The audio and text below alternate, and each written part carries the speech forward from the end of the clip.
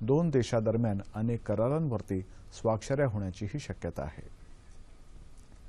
डाळींच्या कायमस्वरूपी उत्पादन वाढीसाठी जळगाव इथल्या कृषी तंत्रज्ञान व्यवस्थापन यंत्रणेनं अद्ययावत कृषी तंत्रज्ञानाची मदत घेऊन रोपवाटिकेमध्ये तुरीच्या रोप निर्मितीचं काम सुरू केलंय। यामुळे डाळींचं उत्पादन वाढायला मदत होण्याची शक्यता आहे।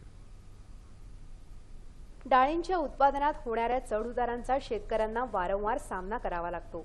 शेतकऱ्यांची हीच अडचण लक्षात घेत जळगाव इथल्या कृषी तंत्रज्ञान व्यवस्थापन यंत्रणा अर्थात आत्मा अंतर्गत शेतकऱ्यांना तूर पिकाची तयार रोपं मिळावीत या उद्देशानं तूर रोपवाटिकेत तुरीची तयार रोपं लावण्याचं काम सध्या प्रगतीपथावर आहे।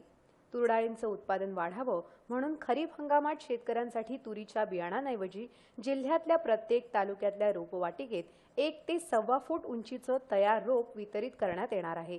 आपण यावर्षी कडधान्याच्या म्हणजे तूर, मूग, उडीद याच्या प्रात्यक्षिकावर अधिकाधिक भर दिलेला आहे। 1 महिन्याचे 1 ते 1.25 फुटाचे रोपं दिल्यामुळे शेतकऱ्यांना साहजिक आहे की उत्पन्न लवकर चांगलं मिळेल आणि जळगाव जिल्ह्यामध्ये आपण यावर्षी 350 एकरावर बिदर पद्धतीनं तुरीच्या प्रात्यक्षिकाचा प्रयोग करतोय। यावर्षी आत्मेच्या सहयोगाने आम्हाला ही रोपं 1 महिन्याच्या अगोदर नर्सरीमध्ये तयार करून मिळत आहेत।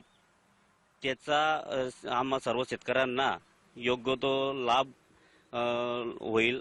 1 महिना अगोदर तूर आल्यामुळे हिरवा शेंगांना सुद्धा चांगला भाव मिळू शकतो।